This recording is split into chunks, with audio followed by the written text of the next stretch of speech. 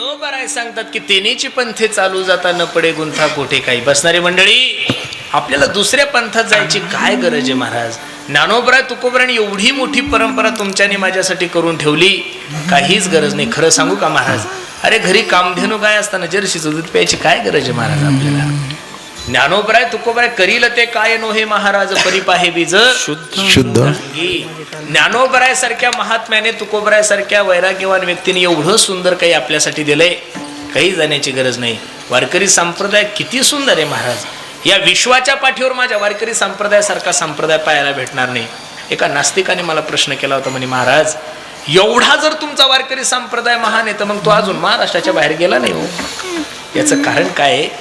पहिलं तर आपल्या महाराष्ट्रीयन लोकांचा सगळ्यात मोठा प्रॉब्लेम आहे लँग्वेजचा. मी नारदाच्या गादीवर सांगतो महाराज, जर चांगली हिंदी जमली असती, थोडीफार जर इंग्लिश जमली असती ना, भारत तर काहीच नाही, जगावर राज्य केलं असतं महाराज आम्ही. खरं सांगतो तुम्हाला. पण आता काय झालं, त्यावेळेस शिकलो नाही, आता शिकावं वाटतं पण आता वय राहिलं नाही. म्हणून आमचं तर असं म्हणणं आहे, नवीन पोरं जे आळंदीला जातात त्यांनी सर्वात जास्त प्राधान्य हिंदीला दिलं पाहिजे आणि इंग्लिशला दिलं पाहिजे. मराठी तर तुम्हाला येणारच आहे ना महाराज. अरे तुमचं ज्ञानोबराय तुकोबरायची फिलॉसॉफी जर तुम्हाला बाहेर देशात सांगायची म्हणली, तुम्हाला ती भाषा जमली पाहिजेत का नाही? अरे तुम्ही संभाजीनगरच्या मॉलला जरी गेले तरी तिथं मराठीने इंग्लिशच बोलावं लागतं. एअरपोर्टला जातो मी, तिथंही इंग्लिशच आहे. आता ते जमलं नाही, आता ह्या जन्मात तर काही शक्य नाही, पुढच्या जन्मात पाहू. जमलं तर जमलं, नाही तर काही एवढं आहे तिथं खूप समाधानी. आता शिकायची काही इच्छा नाहीये. शिकणारे सोबत ठेवू शकतो आम्ही, बरोबर आहे का नाही? शिकणारे सोबत घेऊन फिरू शकतो. वारकरी संप्रदायासारखा महान संप्रदाय, अरे आतापर्यंत या वारकरी संप्रदायाने कधीच कोणाची निंदा केली नाही. सकळांस येथे आहे अधिकार कलियुगी उद्धार हरीच्या नामे. याचं कारण वारकरी संप्रदायाचे काही तत्व आहे, लक्ष द्या. पहिलं वारकरी संप्रदायाचा गणवेश श्रेष्ठ आहे, दुसरं वारकरी संप्रदायाचे संत श्रेष्ठ, तिसरं वारकरी संप्रदायाचे ग्रंथ श्रेष्ठ आणि चौथं वारकरी संप्रदायाची विचार प्रणाली श्रेष्ठ. एक सांगू तुम्हाला, कधी बसणाऱ्या मंडळीने असा विचार केला का हो, पांढरच धोतर आहे, पांढरं शर्ट आहे, पांढरच टोपी? याचं कारण पांढरा कपडा एवढा चांगला आहे महाराज. एखादा व्यक्ती जर हार घालण्यासाठी आला आणि बुक्का लावता लावता जर त्याच्याकडून बुक्का सांडला माझ्या शरीरावर पडला इथं शर्टावर, तर कीर्तन संपेपर्यंत लोकांचं लक्ष बुक्क्याकडेच असतं महाराजाकडे. संप्रदाय सांगतो जसे कपडे पांढरे दिले तसं मरेपर्यंत पांढऱ्या पायासारखंच राह, काळ होऊ नको महाराज. खूप प्रेम करतात हो महाराज. खरं सांगू तुम्हाला, मी लहानपणी आळंदीला असताना मला पखवाज जमत नव्हता आणि गायन जमत नव्हतं. ज्याला पखवाज गायन जमत नाही त्याला पारा करायचा हा नियम होता आळंदीचा. आणि पारा केला की 300 रुपये भेटायचे रामू काका. त्या उरुळी कांचनपाशी एक गाव होतं, तिथं आम्ही पाऱ्याला गेलो. घडलेला प्रसंग आहे. त्या गावामध्ये एक मायमाऊली अशी होती की तिला 15 वर्ष लेकरू नाही झालं. मायाव किती वर्ष? 15 वर्ष लेकरू झालं नाही. तिनं पांडुरंगाला नवस केला. तुकोबरायची पालखी त्यांच्या तिथून जाते. तुकोबरायला नवस केला, बाबा मला जर पोरगा झाला तर मी असं करील तसं करील. आणि काय देवाचं लीला, तिला मुलगा झाला. आणि तो 4-5 वर्षाचं पोरग, आणि नेमकं आमचं जेवण त्यांच्या घरी होतं. ते पोरग हरिपाठाला आमच्यासोबत नाचू लागलं. आणि मग भूक लागली ते गेलं निघून. आमच्या फुगड्या वगैरे चालू होतं ना, आईकडे गेलं ना, आईला सांगू लागलं, ए माय आज खूप नाचलो ग हरिपाठामध्ये मी, मला भूक लागली ग. आपल्या घरीचे गुलाबजाम केले, त्यातले 2 गुलाबजाम देतीस का? त्या मायने त्या पोराला मांडीवर बसवलं आणि त्या पोराच्या गालावरून हात फिरवला आणि त्या 5 वर्षाच्या लेकराला सांगितलं, सोन्या आज आपल्या घरी महाराज लोक जेवायले. असं नाही म्हणली ती, आज आपल्या घरी माऊली जेवायला येणार आहे. काय म्हणली ती? आणि आज आपल्या घरी माऊली जेवायला येणार आहे. ए दादा, आणि तू जर गुलाबजाम उष्टे केले, तू जर गुलाबजाम खाल्ले तर गुलाबजाम उष्टे होईल. आणि उष्टे गुलाबजाम जर आपण महाराज लोकांना खाऊ घातलं तर पाप लागेल. माझ्या प्रश्नाचं उत्तर द्या बसणारी मंडळी. 9 महिने 9 दिवस ज्या माय माऊलीने ज्या लेकराला गर्भात वागावं, तळ हाताच्या फोडासारखं जपावं. अरे 15 वर्षानंतर पोरग झाल्यानंतर किती प्रेम करत असेल ती माय.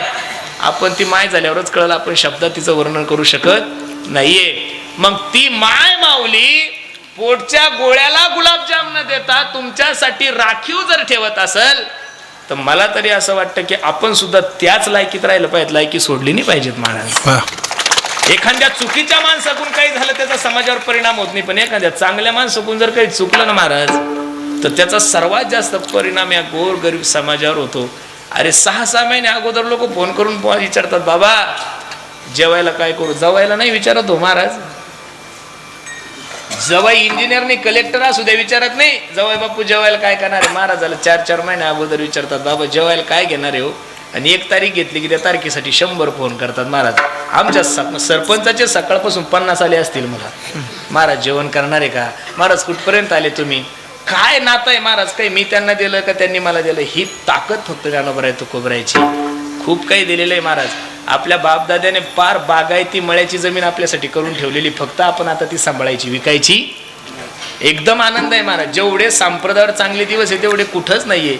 अरे काय महाराज, 7वी फेल आहे बरं मी, तरी लंडन सारख्या देशामध्ये कीर्तन करायचा मान मिळतो. याच्यापेक्षा अजून काय पाहिजेत, अजून काय. लंडन ज्या देशानं आपल्या तिथं येऊन राज्य केलं 150 वर्ष, त्यांच्यावर राज्य करायला चाललो आम्ही 3 जण. बरोबर आहे का नाही. अजून काय द्यायला पाहिजे ज्ञानोबराय तुकोबरायना. अरे लायकी नसताना एवढा मोठा मान दिलाय. म्हणून माझी सर्वांना विनंती, म्हणून वारकरी संप्रदायाचा गणवेश श्रेष्ठ, वारकरी संप्रदायाचे संत श्रेष्ठ. संप्रदायातल्या कोणत्याच संतांना तुम्हाला त्यांची आरती नाही करायला सांगितली. इथं तर काही बावळे महाराज जिवंतपणेच आरत्या करून घ्यायला लागले.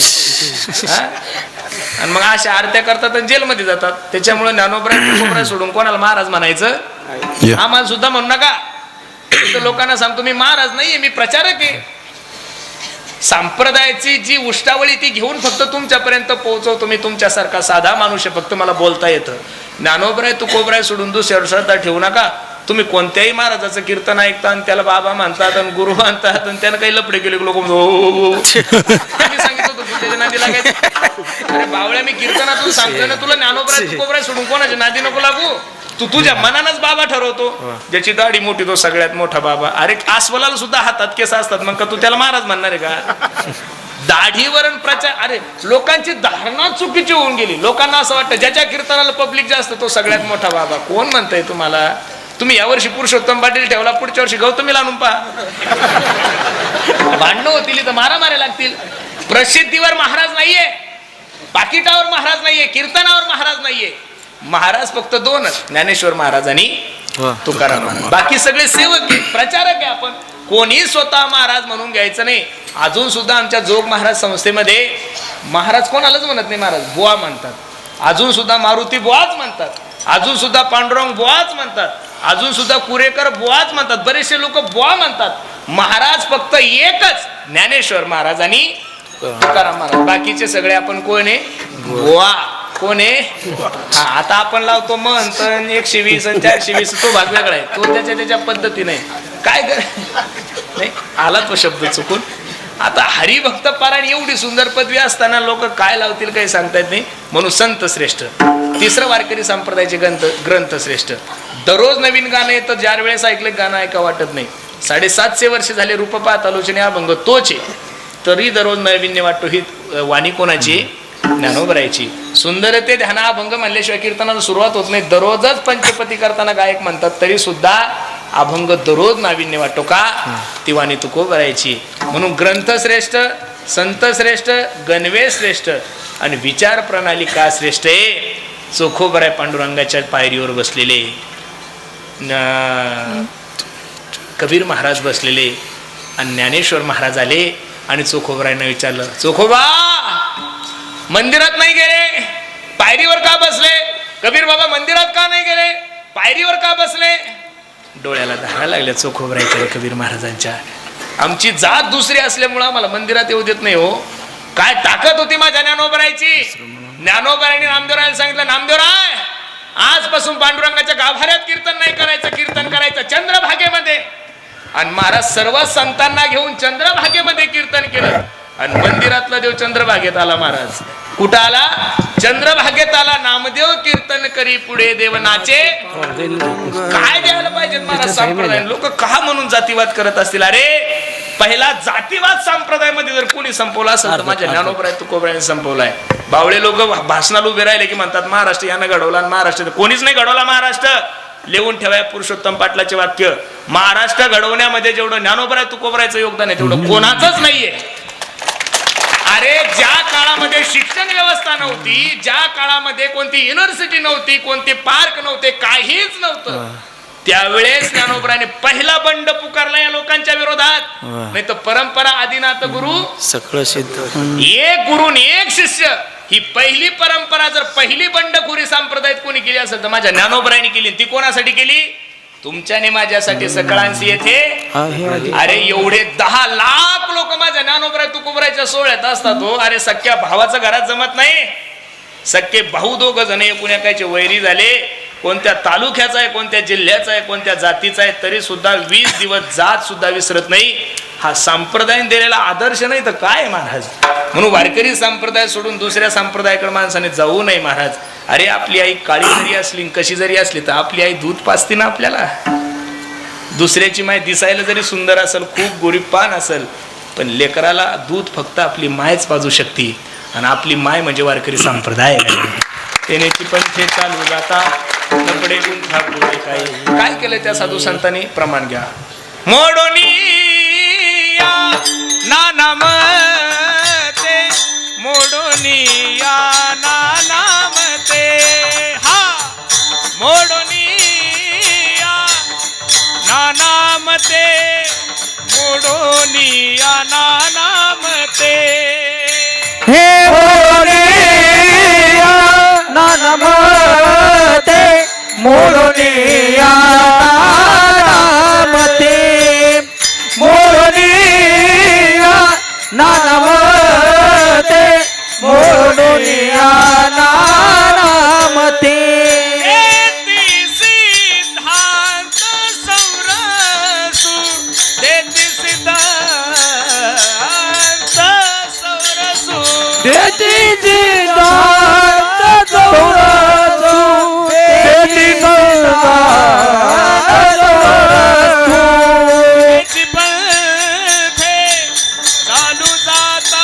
तेनेची पंथे चालू जाता, तेनेची पंथे चालू जाता, तेनेची पंथे चालू जाता, तेनेची पंथे चालू जाता, तेनेची पंथे चालू जाता, तेनेची पंथे चालू जाता, तेनेची पंथे चालू जाता, तेनेची पंथे चालू जाता.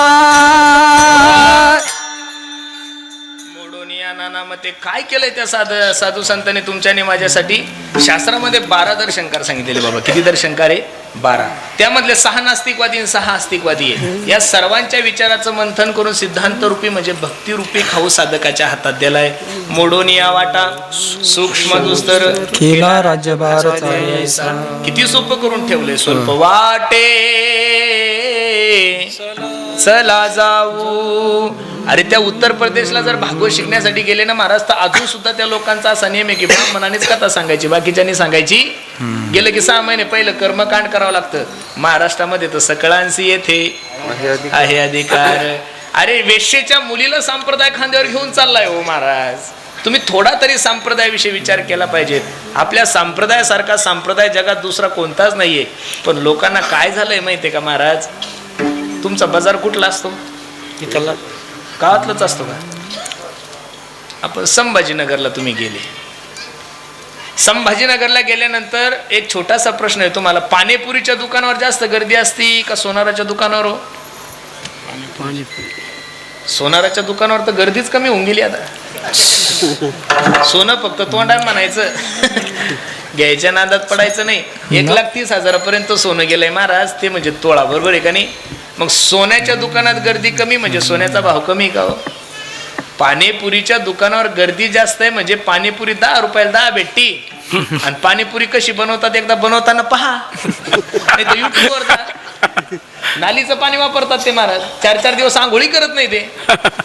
मग पाणीपुरीच्या दुकानावर गर्दी जास्त आहे म्हणजे पाणीपुरीचा भाव जास्त आहे असं नाही. आणि सोनाराच्या दुकानात गर्दी कमी म्हणजे सोन्याचा भाव कमी नाही. अरे किती पाणीपुरी ऐकल्या म्हणजे एका तोळ्याची तरी किंमत होईल का हो महाराज? 1-2 महिने पाणीपुरी ऐकावं लागेल तेव्हा 1.5 लाख रुपये येतील. आणि याचा 1 तोळा जरी गेला तर 1.5 लाख रुपये येतो. तसं 24 कॅरेट सोन्याचं दुकान म्हणजे वारकरी संप्रदाय महाराज. इथं गर्दी कमी आहे, ताण नका घेऊ महाराज. सोनं घेण्यासाठी माणूस ताकदवर लागतो, पैसा लागतो. कोणी कसं सोन्याच्या दुकानात जाईल? जाऊच शकत नाही. तसं 24 कॅरेट सोन्याचं दुकान आपला वारकरी संप्रदाय. लोकांना काय झालंय महाराज, चमत्कार करणारे बाबा पाहिजेत. पोरं देणारे बाबा, बायका देणारे बाबा, नोकऱ्या लावणारे बाबा. आमच्या ज्ञानोबरांनी पोरण बायकां तसल्या भानगडी दिल्याच नाही. जयाने घातली मुक्तीची गवांधी. मुक्तीचं अन्नक्षेत्र टाकलंय महाराज. मुक्तीचं अन्नक्षेत्र नुक्तीचं नाही. नुक्ती म्हणजे बुंदी, मुक्तीचं म्हणजे 4 मुक्त्या ज्या आहे त्या मुक्तीचं अन्नक्षेत्र माझ्या ज्ञानोबराने आळंदीत टाकलं. जे जया पाहिजे ते आहे रे. कृपा ज्ञानोबराने केल्यानंतर काय होत नाही. होते तुमची कृपा पशु बोले वेद.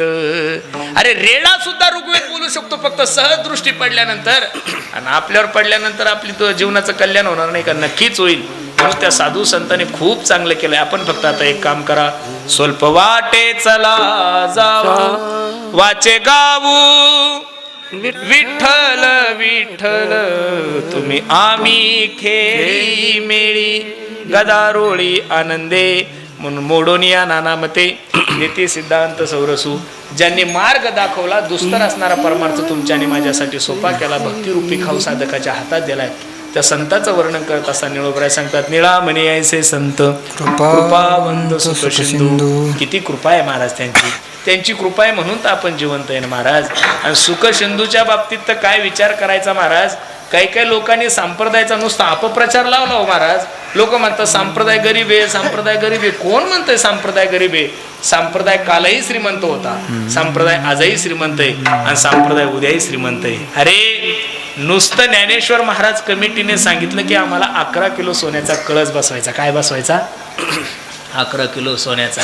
अरे ज्या ज्ञानोबरायच्या समाधीच्या साठी लोक 1-1, 2-2 तास बारीला लागतात, त्या ज्ञानोबरायच्या कळसाला पैसे देण्यासाठी लोकांनी बारी लावली होती महाराज. कळस होता 11 किलोचा झाला 22, आणि पैसे किती जमा झाले याचं तर मोजमापच नाहीये महाराज. त्यांना काय त्या ज्ञानोबरायसाठी 21-22 किलो म्हणजे काय घेऊन बसले. सिंदखेड राजाच्या एका मायमाऊलीनं तरी कितीतरी किलो सोनं दिलंय. ते दत्त मंदिर आहे बघा सिंदखेड राजाहून आपण बाहेर जातो, त्या मायमाऊलीचं मला नाव माहीत नाही, त्या दिवशी सांगत होते खूप काही सोनं तिने ज्ञानोबरायसाठी दिलं. म्हणून खरं सांगू का, त्यांच्यासारखं सुखी, त्यांच्यासारखं भाग्यवान जगामध्ये कोणीच नाहीये. आपण फक्त प्रचार करू नका ज्ञानोबराय गरीब होते, तुकोबराय गरीब. तुकोबरायला कसं गरीब म्हणता? तालुक्याचा आमदार जर ओळखीचा असला तुम्ही कोणाला भेट नाही, कोणाची गच्ची धरता, कोणाचं लिटिगेशन काढता, कोणालाही मारता. साधा 5 वर्षाचा आमदार जर तुमच्या ओळखीचा असला तर एवढं वजन असतं तुमचं. या महाराष्ट्राचे हिंदवी स्वराज्याचे संस्थापक होते माझे छत्रपती शिवाजी महाराज. ते काही तालुक्याचे आमदार नव्हते, जिल्ह्याचे खासदार नव्हते, एका खात्याचे मंत्री नव्हते, अख्खा महाराष्ट्र त्यांच्या ताब्यात होता. आणि ते छत्रपती शिवाजी महाराज तुकोबरायच्या कीर्तनाला पुढे जाऊन बसायचे. ज्या महात्म्याचा शिष्य महाराष्ट्राचा राजा आहे ते महात्मे गरीब असतील?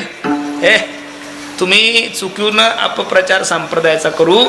सकळ संता माझी राजा स्वामी एकनाथ माझा. नामदेवरायचे हात ज्या चंद्रभागेतल्या दगडाला लागले ते दगड सुद्धा परीत झाले. कसं गरीब म्हणायचो साधू संतांना? ज्या लक्ष्मीसाठी आपण पळतो ती लक्ष्मी पांडुरंगाची बायको आहे, आणि तो पांडुरंग परमात्मा न सांगता करी कावडीने पाणी ज्या घरी चक्र पाणी वाहे. म्हणून साधू संत सुख सिंधूही आहे आणि साधू संत कृपावंतही आहे. आणि अशा संतांनी जो मार्ग दाखवला त्या मार्गाचं अनुकरण करा, जीवनाचं कल्याण होईल. विठोबा विठोबा रखुमाई, विठोबा रखुमाई, विठोबा रखुमाई, विठोबा रखुमाई, विठोबा रखुमाई, विठोबा रखुमाई, विठोबा रखुमाई.